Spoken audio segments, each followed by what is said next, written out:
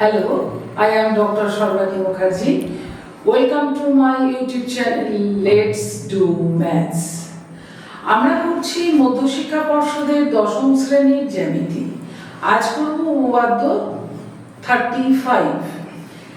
বলা আছে স্টেটমেন্টে একই বৃত্তাংশস্থ সকল বৃত্তস্থ কোণের মান সমান।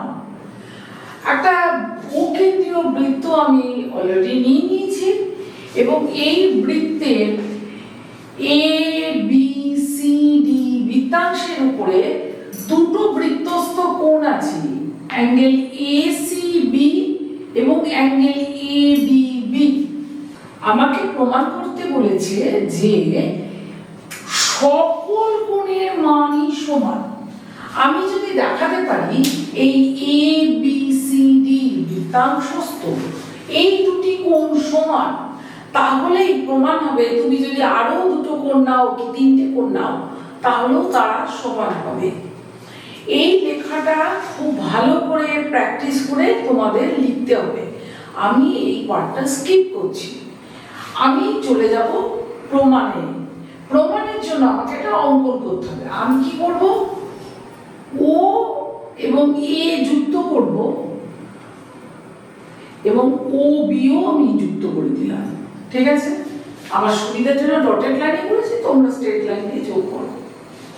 তাহলে এই অঙ্কনটা রইল। এবার শুরু করি প্রমাণ। প্রমাণের জন্য আমি 34 নম্বর উপপাদ্য ব্যবহার করব। আমি দেখছি এ পি বি একটা বৃত্তচাপ, এই বৃত্তচাপের উপরে দাঁড়িয়ে আছে। এটা একটা বৃত্তস্থ কোণ আর এই কোণটা আমার কেন্দ্রস্থ কোণ। তাহলে সেই কথাটা লিখে ফেলো। তাহলে এই এপিবি বৃত্তচাপের উপরে এটা কেন্দ্রস্থ কোণ, এটি বৃত্তস্থ কোণ। 34 নম্বর উপপাদ্য বলছে কেন্দ্রস্থ কোণ বৃত্তস্থ কোণের দ্বিগুণ। সুতরাং আমরা লিখব অ্যাঙ্গেল এ ও বি সমান 2 into angle A C B. আমরা কিন্তু উপপাদ্য 34 অনুযায়ী লিখবো না, আমরা লিখবো স্টেটমেন্টটা। আমরা জানি কেন্দ্রস্থ কোণ বৃত্তস্থ কোণের দ্বিগুণ, কেন্দ্রস্থ কোণ। ঠিক আছে, একইভাবে দেখো এই এপিবি বৃত্তচাপের উপরই এই কোণটা কেন্দ্রস্থ কোণ একই রইল, আর আবার এটাও একটা পরিধিস্থ কোণ বা বৃত্তস্থ কোণ। সুতরাং একইভাবে লিখতে পারবো। তাহলে দেখো একইভাবে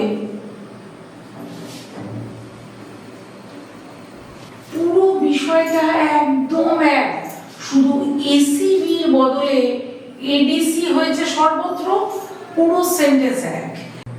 তাহলে আমি দেখছি এই দুটো ইকুয়েশন, এইটা আর এইটা, এর বাঁ দিকটা দুটোই এ ও বি আছে, তাহলে ডান দিকটাও সমান হতে বাধ্য। সুতরাং আমি সেটা লিখে ফেলবো। আমাদের কিন্তু কাজ হয়ে গেল। আমি চেয়েছিলাম এই দুটো কোণকে সমান করতে, তা আমাদের সেটা প্রমাণ হয়ে গেল। সুতরাং আমরা উপপাদ্যটা শেষ করে ফেলেছি।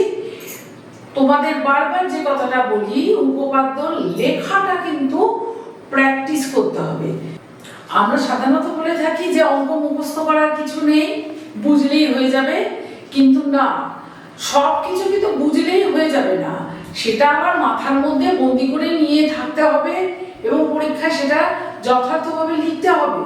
সুতরাং জ্যামিতির ক্ষেত্রে বিশেষত এই যুক্তিগুলো বারবার পড়তে হবে, বুঝতে হবে এবং লিখতে হবে, বারবার লিখতে হবে। তাহলে আজ এই পর্যন্ত। Please like, share and subscribe my YouTube channel. ধন্যবাদ।